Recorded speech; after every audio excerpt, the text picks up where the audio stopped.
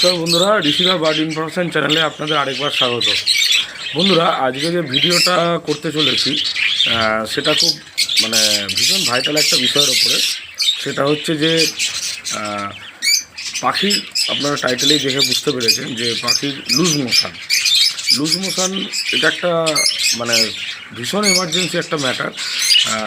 এটা কম বেশি সবার বাড়িতেই হয়, যারা পাখি পোষে তাদের সবার বাড়িতে হয়। বাট আপনারা জানেন যে প্রত্যেকবার আমি যে ভিডিওটা করার চেষ্টা করি আপনাদের জন্য, বেশিরভাগ যারা পাখি শখে প্রথম আসতে চলেছে বা এসছে বা সবে ফ্যান্সিয়ার নতুন যারা পাখি করছে তাদের জন্য বেশি আমার ভিডিওটা আমার মনে হয় তাদের জন্য বেশি উপকারে লাগবে। তার কারণ যারা পুরনো, যারা অনেক দিন ধরে বার্ড পুষছেন বা রেখেছেন, ব্রিডিং করাচ্ছেন, তারা আশা করি এই জিনিসগুলো সম্বন্ধে আমি যেগুলো বলতে চলেছি সেগুলো সম্বন্ধে ওয়াকিবল, সেগুলো জানে।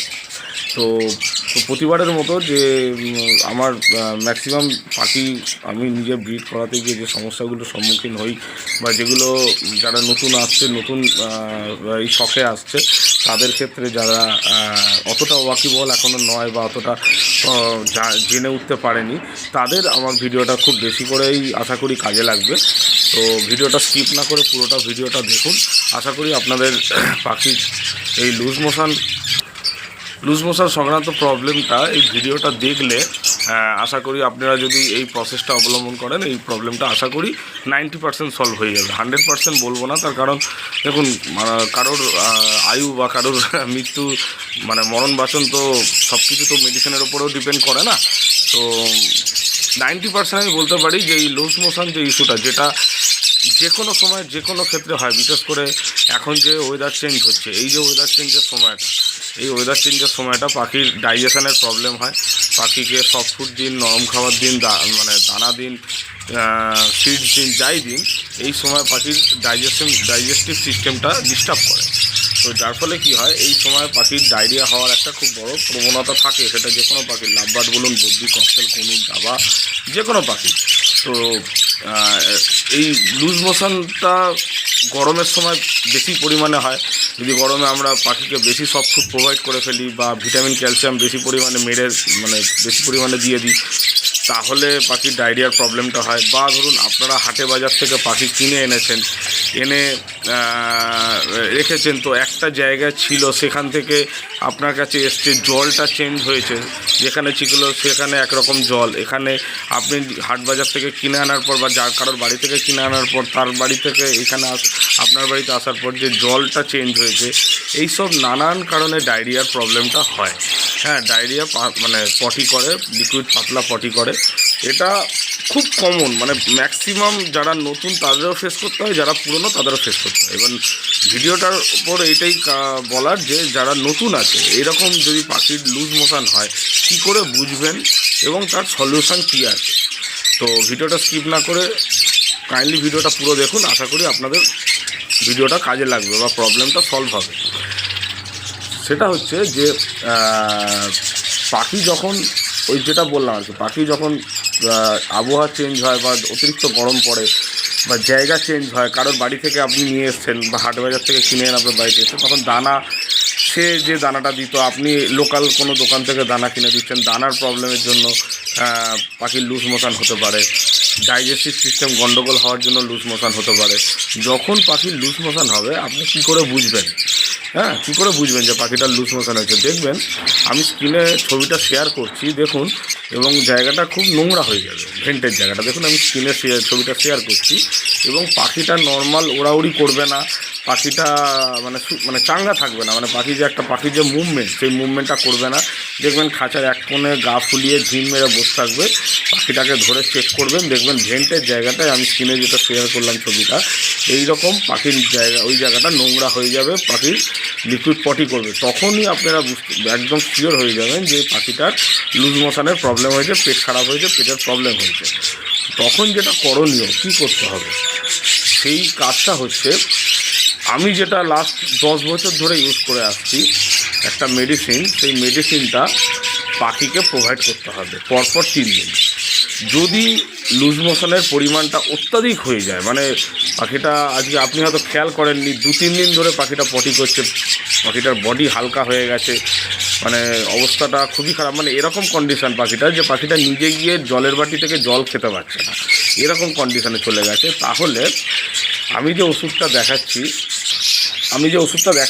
এই ওষুধটা জলের সাথে মানে এক ছিপি জলের মধ্যে যদি আপনি ডাইরেক্ট পাখিটাকে খাওয়ান সিরিঞ্জ দিয়ে, তাহলে হাফ ছিপি মানে ওষুধের ছিপিতে হাফ ছিপি জলের সাথে 2 থেকে 3 ফোঁটা, হাফ ছিপি জলের সাথে 2 থেকে 3 ফোঁটা, ঠিক আছে, এই ওষুধটা জলের সাথে মিশিয়ে পাখিটাকে সিরিঞ্জ দিয়ে আপনাকে ডাইরেক্ট খাইয়ে দিতে হবে।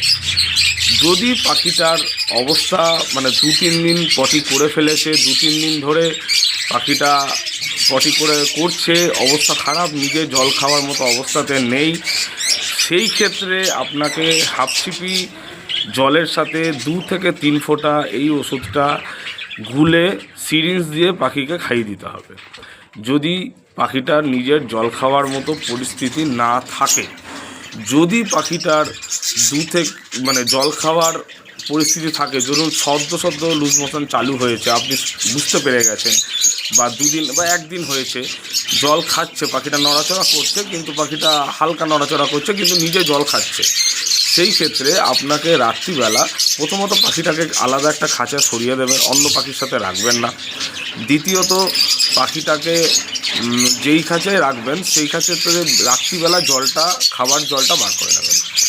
পরের দিন 8টা 9টা 10টা নাগাদ, মানে যখন দেখবেন পাখিটা বুঝতে পারবেন যে পাখিটার ফুল জল তেষ্টা পেয়ে যাবে 7-8 ঘন্টা 9 ঘন্টা থাকার পর, তখন 1 বাটি জলে এই ওষুধটা 5 ফোঁটা, 1 বাটি জলে 5 ফোঁটা এই ওষুধটা জলের সাথে, মানে 1 বাটি পাখিকে জলের বাটিতে জল দেবেন, সেই জলের বাটিতে 5 ফোঁটা এই ওষুধটা আপনারা মিশিয়ে দেবেন, পাখিটা দেখবেন টেনে জল খেয়ে নেবে। 90% আমি বলতে পারি, 10 বছরের আমার অভিজ্ঞতা, আমি আর লুজ মোশনে আমার ঘরে আমি আর কোনো অন্য ওষুধ ইউজ করি না, আজ পর্যন্ত ইউজ করিনি। এই ওষুধটা একদম বলতে পারেন অভ্যর্থ কাজ করবে, যদি 90% ক্ষেত্রে পাখিটার লুজ মোশন ঠিক হয়ে যাবে, 90%। তো বন্ধুরা, আমি পাখির এই ওষুধের ছবিটা আপনাদের সাথে শেয়ার করছি। এই দেখুন বন্ধুরা, এই হচ্ছে সেই ওষুধ, হ্যাঁ, এই হচ্ছে সেই ওষুধ O2 আমরা O2 বলি, O2। এই ওষুধটা একটা অ্যালোপ্যাথি মেডিসিন, হ্যাঁ, এই মেডিসিনটা আপনারা যে কোনো